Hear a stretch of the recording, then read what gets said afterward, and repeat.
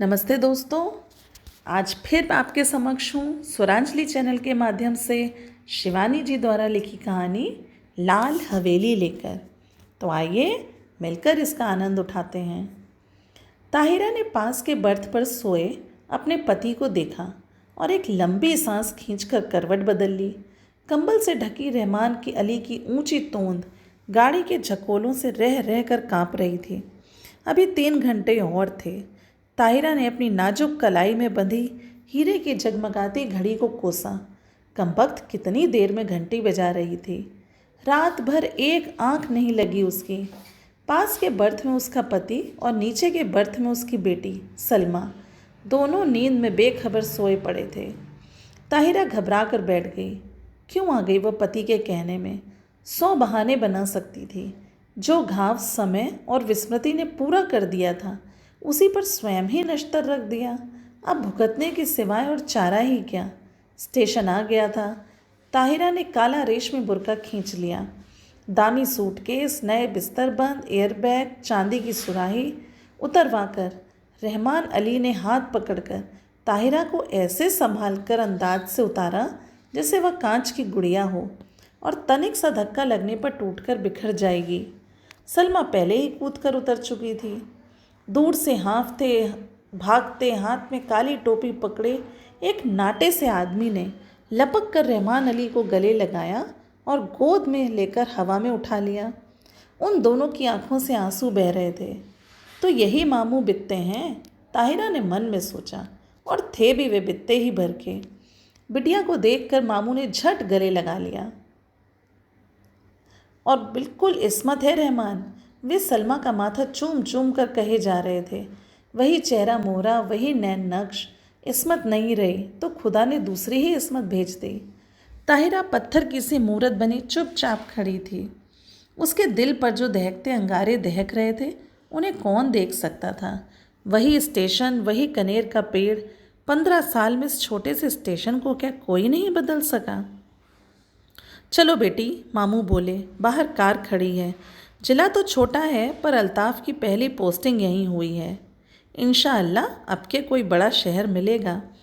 मामू के इकलौते बेटे अल्ताफ़ की शादी में रहमान अली पाकिस्तान से आया था। अल्ताफ़ को पुलिस कप्तान बनकर भी क्या इसी शहर में आना था?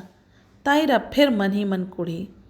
घर पहुँचे तो बूढ़ी नानी खुशी से पागल हो गई थी। बार बार रहमान अली को गले लगाकर चूमती और सलमा को देखकर ताहिरा को तो देखना ही भूल गई। या अल्लाह, क्या ये तेरी कुदरत है? इस्मत को ही फिर भेज दिया। दोनों बहुएं भी बोल उठीं, सच अम्मी जान, बिल्कुल इस्मत आपा हैं। पर बहू का भी तो मुंह देख लीजिए। लीजिए, ये रही अशरफी। और झट अशरफी थमाकर ननिया सास ने ताहिरा का बुर्का उतार दिया। अल्लाह, चांद का टुकड़ा है।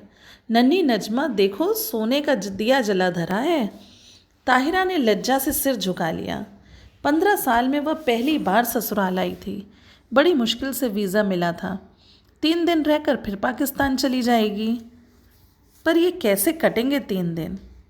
चलो बहू, ऊपर के कमरे में चलकर आराम करो, मैं चाय भिजवाती हूँ, कहकर नन्ही मामी उसे ऊपर पहुँचा गईं। रहमान नीचे ही बैठकर मामू से बातों में लग गया। सलमा को तो बड़ी अम्मी ने ही गोद में खींचकर बिठा लिया।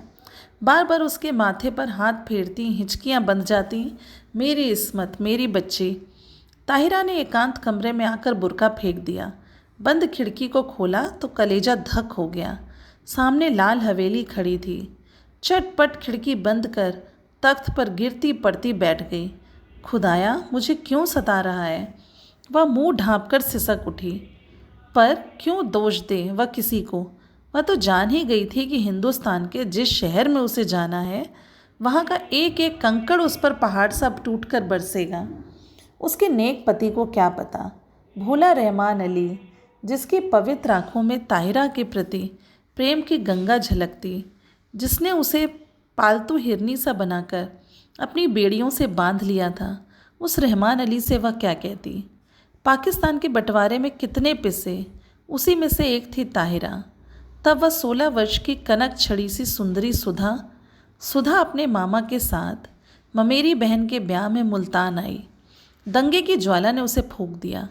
मुस्लिम गुंडों की भीड़ जब भूखे कुत्तों की भांति उसे बोटी चिचोड़ने को थी, तभी आ गया था फरिश्ता बनकर रहमान अली। नहीं, वे नहीं छोड़ेंगे। हिंदुओं ने क्या उनकी बहू बेटियों को छोड़ दिया था? पर रहमान अली की आवाज़ की मीठी डोर ने उन्हें बांध लिया। सांवला दुबला पतला रहमान सहसा कठोर मेघ बनकर उन पर छा गया। सुधा बच गई, पर ताहिरा बनकर। रहमान की जवान बीबी को भी दिल्ली में ऐसे ही पीस दिया गया था। वह जान बचाकर भाग आया था, बुझा और घायल दिल लेकर। सुधा ने बहुत सोचा समझा और रहमान ने भी दलीलें पेश की, पर पशेमान हो गया। हार कर किसी ने एक दूसरे पर बीती बिना सुने ही मजबूरियों से समझौता कर लिया। ताहिरा उदास होती तो रहमान अली आसमान के तारे तोड़ लाता, वह हंसती तो वह कुर्बान हो जाता। 1 साल बाद बेटी पैदा हुई तो रहा सहा मैल भी धुलकर रह गया। अब ताहिरा उसकी बेटी की माँ थी, उसकी किस्मत का बुलंद सितारा। पहले कराची में छोटी सी बजाजी की दुकान थी, अब वह सबसे बड़े डिपार्टमेंटल स्टोर का मालिक था। 10-10 सुंदरी एंग्लो इंडियन छोकरियाँ उसके इशारों पर नाचतीं, धड़ाधड़ अमरीकी नायलॉन और डेक्रॉन बेचतीं। दुबला पतला रहमान हवा भरे रबर के खिलौने सा फूलने लगा। तोंद बढ़ गई, गर्दन ऐंठ कर शानदार अकड़ से ऊंची उठ गई, सीना तन गया। आवाज़ में खुद ब खुद एक अमरीकी डॉल आ गया। पर नीलम पुखराज से जड़ी हीरे सी दमकती चमकती ताहिरा शीशम के हाथी दांत जड़े छपर खट पर अब भी बेचैन करवटें ही बदलती। मार्च के जाड़े से दामन छुड़वाती, हल्की गर्मी की उमस लिए पाकिस्तानी दोपहरिया में पानी में से निकली मछली सी तड़फड़ा उठती।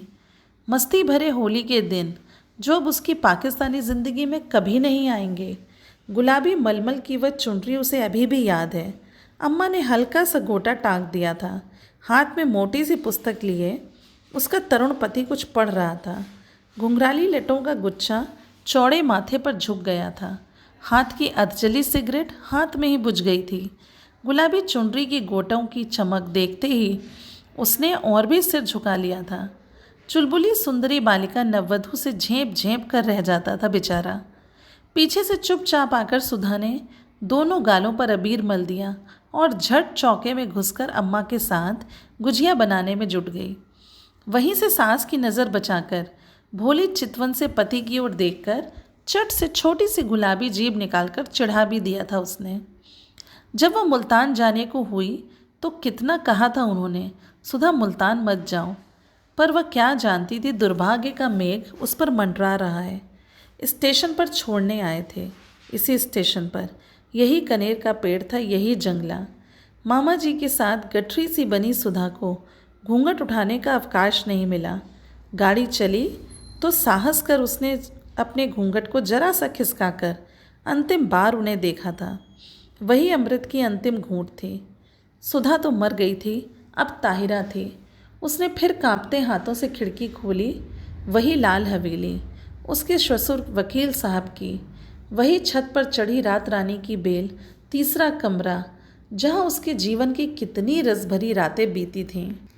न जाने क्या कर रहे होंगे, शादी कर ली होगी, क्या पता बच्चों से खेल रहे हों। आंखें फिर बरसने लगीं और एक अनजाने मुंह से वह जूझ उठी, ताहिरा, अरे कहाँ हो? रहमान अली का स्वर आया और हड़बड़ा कर आंखें पोंछ ताहिरा बिस्तर बंद खोलने लगी। रहमान अली ने गीली आंखें देखीं तो घुटना टेक कर उसके पास बैठ गया। बीबी, क्या बात हो गई? सिर तो नहीं दुख रहा? चलो चलो लेटो चलकर। कितनी बार समझाया है कि ये सब काम मत किया करो, पर सुनता कौन है। बैठो कुर्सी पर, मैं बिस्तर खोलता हूँ। मखमली गद्दे पर रेशमी चादर बिछाकर रहमान अली ने ताहिरा को लिटा दिया और शरबत लेने चला गया। सलमा आकर सिर दबाने लगी। बड़ी अम्मी ने आकर कहा, नज़र लग गई है और क्या। नन्ही नजमा ने दहकते अंगारों पर चून और मिर्च से नज़र उतारी। किसी ने कहा, दिल का दौरा पड़ गया है, आंवले का मुरब्बा चटाकर देखो। लाड़ और दुलार की थपकियां देकर सब चले गए। पास में लेटा रहमान अली खर्राटे भरने लगा तो दबे पैरों और फिर खिड़की पर जाकर खड़ी हुई। बहुत दिन से प्यासे को जैसे ठंडे पानी की झील मिल गई थी। पानी पी पी कर भी प्यास नहीं बुझ रही थी। तीसरी मंजिल पर रोशनी जल रही थी। उस घर में रात का खाना जरा देर से ही निपटता था। फिर खाने के बाद दूध पीने की भी तो उन्हें आदत थी। इतने साल गुजर गए, फिर भी उनकी एक एक आदत उसे दो के पहाड़े की तरह जुबानी याद थी। सुधा, सुधा कहाँ है तू? उसका हृदय उसे स्वयं धिक्कार उठा। तूने अपना गला क्यों नहीं घोंट दिया? तू मर क्यों नहीं गई कुएं में कूद कर? क्या पाकिस्तानी कुएं सूख गए थे? तूने धर्म छोड़ा पर संस्कार रह गए, प्रेम की धारा मोड़ दी पर बेड़ी नहीं कटी।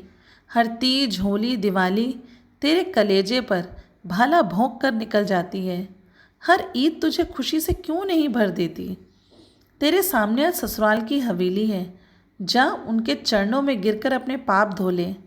ताहिरा ने सिसकियां रोकने को दुपट्टा मुंह में दबा लिया। रहमान अली ने करवट बदली, पलंग चरमराया। दबे पांव रखती ताहिरा फिर लेट गई।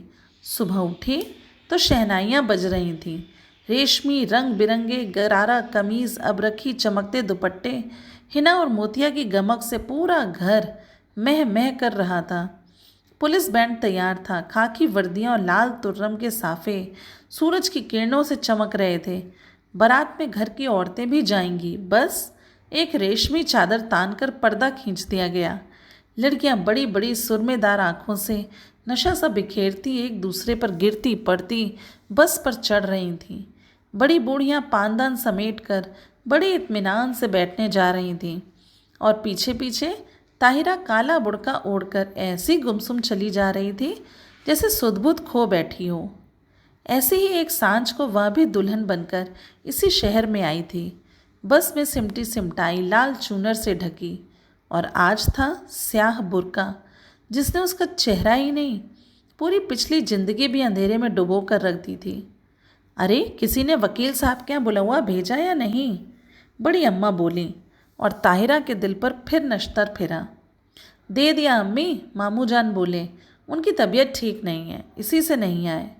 बड़े नेक आदमी हैं। बड़ी अम्मा ने डिबिया खोल कर पान मुंह में भरा, फिर छाली की चुटकी निकाली और बोली, शहर के सबसे नामी वकील के बेटे हैं, पर ना आस ना औलाद।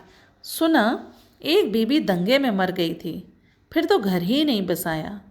बड़ी धूमधाम से ब्याह हुआ, चांद से दुल्हन आई, शाम को पिक्चर का प्रोग्राम बना। नया जोड़ा, बड़ी अम्मी, लड़कियां, यहाँ तक कि घर की नौकरानियां भी बन ठन कर तैयार हो गईं। पर ताहिरा नहीं गई, उसका सिर दुख रहा था। बेसिर पैर के मोहब्बत के गाने सुनने की ताकत उसमें नहीं थी। अकेले अंधेरे कमरे में चुपचाप पड़ी रहना चाहती थी। हिंदुस्तान, प्यारे हिंदुस्तान की आखिरी सांझ। जब सब चले गए तो तेज बत्ती जलाकर वह आदमकद आईने के सामने खड़ी हो गई। समय और भाग्य का अत्याचार भी उसका अलौकिक सौंदर्य नहीं लूट सका। वह बड़ी बड़ी आंखें, गोरा रंग, संगमरमर की सी देह, कौन कहेगा एक जवान बेटी की माँ है। कहीं पर भी उसके पुष्ट यौवन ने समय से मुंह की नहीं खाई थी। कल वह सुबह 4 बजे चली जाएगी। जिस देवता के लिए उसने अपना सर्वस्व त्याग कर बैरागी का भेष धर लिया है, क्या अब एक बार भी उसके दर्शन नहीं मिलेंगे? किसी शैतान नटखट बालक की ही भांति उसकी आंखें चमकने लगीं। झटपट बुर्का ओढ़ वह बाहर निकल आई। पैरों में बिजली की गति आ गई, पर हवेली के पास आकर वह पसीना पसीना हो गई। पिछवाड़े की सीढ़ियाँ उसे याद थीं, जो ठीक उनके कमरे की छोटी खिड़की के पास आकर रुकती थीं। एक एक पैर 10 मन का हो गया। कलेजा फट फट कर मुंह को आ गया। पर अब वह ताहिरा नहीं थी। 16 वर्ष पूर्व की चंचल बालिका नववधु सुधा थी, जो सास की नज़र बचाकर तरुण पति के गालों पर अबीर मलने जा रही थी। मिलन के उन अमूल्य क्षणों में सैयद वंश के रहमान अली का अस्तित्व मिट गया था। आखिरी सीढ़ी आई, सांस रोककर आंखें मूंद कर वो मनाने लगी, हे विल्वेश्वर महादेव, तुम्हारे चरणों में ये हीरे की अंगूठी चढ़ाऊंगी। एक बार उन्हें दिखा दो, पर वे मुझे न देखें। बहुत दिन बाद भक्त भगवान का स्मरण किया था। कैसे न सुनते। आंसुओं ने से अंधी ने देवता को देख लिया। वही गंभीर मुद्रा, वही लट्ठे का एक बर्रा पजामा, मलमल का कुर्ता। मेज पर अभागिनी सुधा की तस्वीर थी, जो गौने पर बड़े भैया ने खींची थी। जी भरकर देख पगली और भाग जा ताहिरा भाग। उसके कानों में जैसे स्वयं भोलेनाथ गरजे। सुधा फिर डूब गई। ताहिरा जगी। सब सिनेमा से लौटने को होंगे। अंतिम बार आंखों ही आंखों में देवता की चरण धूलि लेकर वह लौटी और बिल्वेश्वर महादेव के निर्जन देवालय की ओर भागी। न जाने कितनी मनौतियाँ मांगी थीं इसकी देहरी पर। सिर पटक कर वह लौट आई। आंचल पसार कर उसने आखिरी मनौती मांगी, हे भोलेनाथ, उन्हें सुखी रखना, उनके पैर में कांटा भी न गड़े। हीरे की अंगूठी उतार कर चढ़ा दी और भागती हाँफती घर पहुंची। रहमान अली ने आते ही उसका पीला चेहरा देखा तो नब्ज पकड़ ली। देखूं बुखार तो नहीं है? अरे अंगूठी कहाँ गई? वह अंगूठी रहमान ने उसे इसी साल शादी के दिन यादगार में पहनाई थी। न जाने कहाँ गिर गई। थके स्वर में ताहिरा ने कहा, कोई बात नहीं। रहमान ने झुककर ठंडी बर्फ सी लंबी उंगलियों को चूमकर कहा, ये उंगलियां आबाद रहें। इंशाअल्लाह अब के तेहरान से चौकोर हीरा मंगवा लेंगे। ताहिरा की खोई दृष्टि खिड़की के बाहर अंधेरे में डूबती लाल हवेली पर थी, जिसके तीसरे कमरे की रोशनी दब से बुझ गई थी। ताहिरा ने एक सर्द सांस खींचकर खिड़की बंद कर दी। लाल हवेली अंधेरे में गले तक डूब चुकी थी। आशा है ये कहानी आपको अच्छी लगी होगी। कमेंट बॉक्स में ज़रूर बताइए। जल्दी ही हम फिर मिलेंगे किसी अगली रोचक कहानी के साथ। धन्यवाद।